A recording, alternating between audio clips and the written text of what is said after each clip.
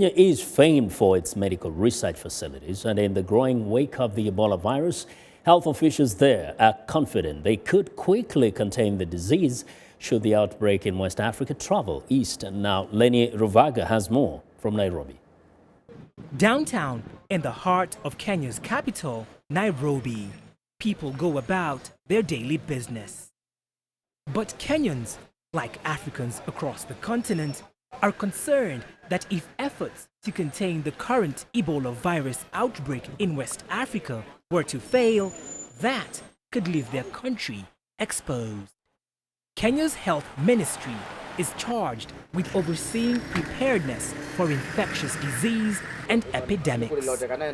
Dr. Nicholas Muraguri, the Director of Medical Services, tells VOA that if there were an Ebola outbreak, Kenya is prepared. We have a contingency plan coordinated by an Ebola outbreak response team, which has a number of subcommittees looking at various aspects. We also have a elaborate lab system that clearly defines how the samples will be collected. KEMRI, the Kenya Medical Research Foundation, is where a team of scientists is working to mitigate any reported case or outbreak of the virus.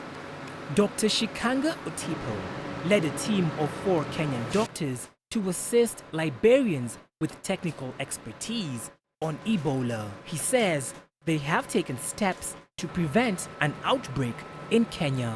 Our routine surveillance was stepped up from 26th of March this year, when we were notified there's an outbreak in West Africa, where we've issued out alerts to the healthcare system. We are screening inbound travelers at our main airport and now even at the other airports.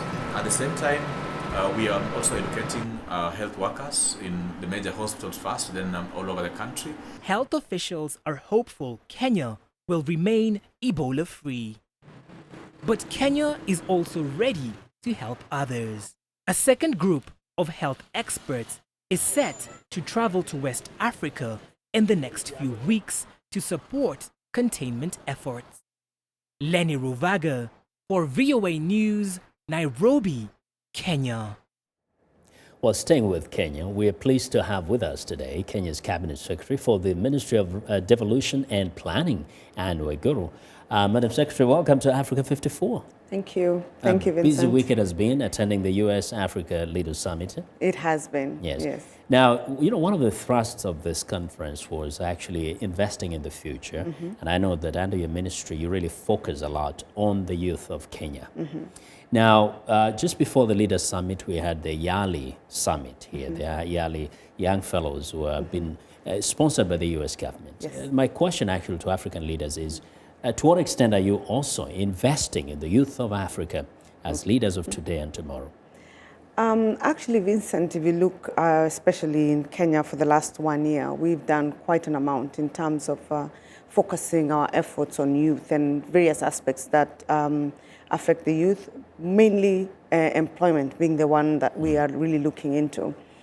Just recently, before we came here, we had the Great Lakes Conference on the youth, and that was bringing together about 12 countries in Africa, and it was hosted in Kenya. We were able to facilitate that, and one of the outcomes from that meeting was that they will set up a special youth forum with the Secretariat in Nairobi. So you can see even Africa in itself is already looking at the issues of youth, specifically at home. We have put very many programs in place to ensure that we're looking at that issue. We have come up with programs for youth enterprise and women enterprise as well. I think because we combine them together with persons with disability, and we have put about $170 million US just in the last 1 year. We also have policies that have been put in place, including one that is unique to Kenya, which is the 30% preferential treatment for businesses that belong to youth, women, and persons with disability. This means that they are the only ones who can get a certain proportion of government business, 30%, which is an equivalent of about 100 and... Yeah, that sounds good. But one of the other things that many people complain about is the regime, for example, of setting up business. Many young fellows are entrepreneurs, and they say there are so many roadblocks in just trying to register a business, do a business in Kenya, along with corruption, of course.